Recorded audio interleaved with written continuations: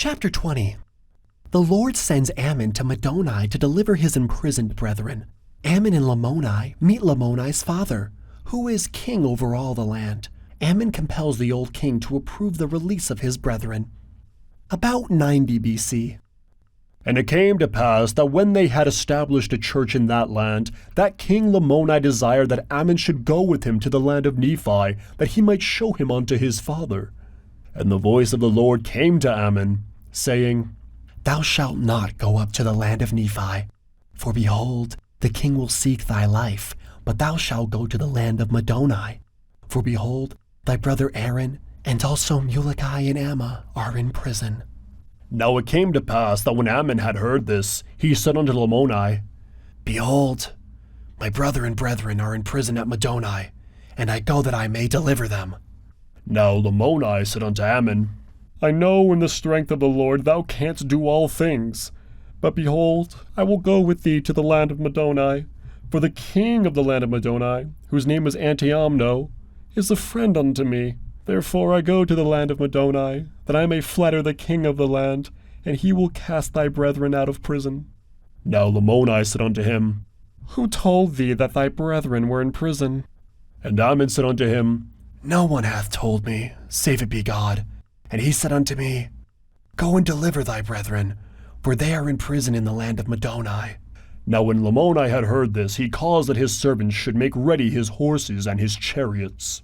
And he said unto Ammon, Come, I will go with thee down to the land of Madoni, and there I will plead with the king that he will cast thy brethren out of prison. And it came to pass that as Ammon and Lamoni were journeying thither, they met the father of Lamoni, who was king over all the land.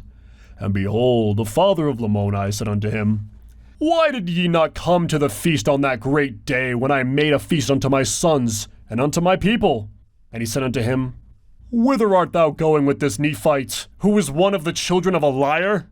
And it came to pass that Lamoni rehearsed unto him whither he was going, for he feared to offend him. And he also told him all the cause of his tarrying in his own kingdom, that he did not go unto his father to the feast which he had prepared. And now when Lamoni had rehearsed unto him all these things, behold, to his astonishment, his father was angry with him, and said, Lamoni, thou art going to deliver these Nephites, who are sons of a liar? Behold, he robbed our fathers, and now his children are also come against us, that they may, by their cunning and their lyings, deceive us, that they again may rob us of our property. Now the father of Lamoni commanded him that he should slay Ammon with the sword, and he also commanded him that he should not go to the land of Madoni, but that he should return with him to the land of Ishmael. But Lamoni said unto him, I will not slay Ammon, neither will I return to the land of Ishmael, but I go to the land of Madoni, that I may release the brethren of Ammon, for I know that they are just men and holy prophets of the true God. Now when his father had heard these words, he was angry with him, and he drew his sword that he might smite him to the earth. But Ammon stood forth and said unto him, Behold, thou shalt not slay thy son. Nevertheless, it were better that he should fall than thee. For behold, he has repented of his sins. But if thou shouldest fall at this time, in thine anger, thy soul cannot be saved. And again, it is expedient that thou shouldest forbear. For if thou shouldest slay thy son, he being an innocent man, his blood would cry from the ground to the Lord his God, for vengeance to come upon thee, and perhaps thou wouldest lose thy soul. Now when Ammon had said these words unto him, he answered him, saying, I know that if I should slay my son, that I should shed innocent blood, for it is thou that hast sought to destroy him. And he stretched forth his hand to slay Ammon, but Ammon withstood his blows, and smote his arm that he could not use it. Now when the king saw that Ammon could slay him, he began to plead with Ammon that he would spare his life. But Ammon raised his sword, and said unto him, Behold, I will smite thee, except thou wilt grant unto me that my brethren may be cast out of prison. Now the king, fearing he should lose his life, said, If thou wilt spare me, I will grant unto thee whatsoever thou wilt ask, even to half of the kingdom. Now when Ammon saw that he had wrought upon the old king according to his desire, he said unto him, If thou wilt grant that my brethren may be cast out of prison, and also that Lamoni may retain his kingdom, and that ye be not displeased with him, but grant that he may do according to his own desires in whatsoever thing he thinketh, then will I spare thee. Otherwise I will smite thee to the earth. Now when Ammon had said these words, the king began to rejoice because of his life. And when he saw that Ammon had no desire to destroy him, and when he also saw the great love he had for his son Lamoni, he was astonished exceedingly, and said, Because this is all that thou hast desired, that I would release thy brethren, and suffer that my son Lamoni should retain his kingdom. Behold, I will grant unto you that my son may retain his kingdom from this time and forever, and I will govern him no more.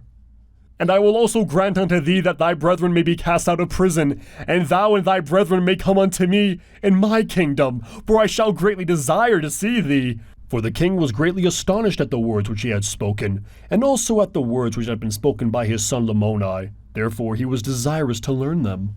And it came to pass that Ammon and Lamoni proceeded on their journey towards the land of Middoni, and Lamoni found favor in the eyes of the king of the land. Therefore the brethren of Ammon were brought forth out of prison.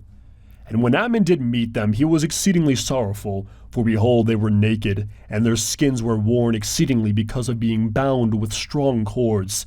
And they also had suffered hunger, thirst, and all kinds of afflictions. Nevertheless, they were patient in all their sufferings. And, as it happened, it was their lot to have fallen into the hands of a more hardened and a more stiff-necked people. Therefore they would not hearken unto their words, and they had cast them out, and had smitten them, and had driven them from house to house, and from place to place, even until they had arrived in the land of Middoni.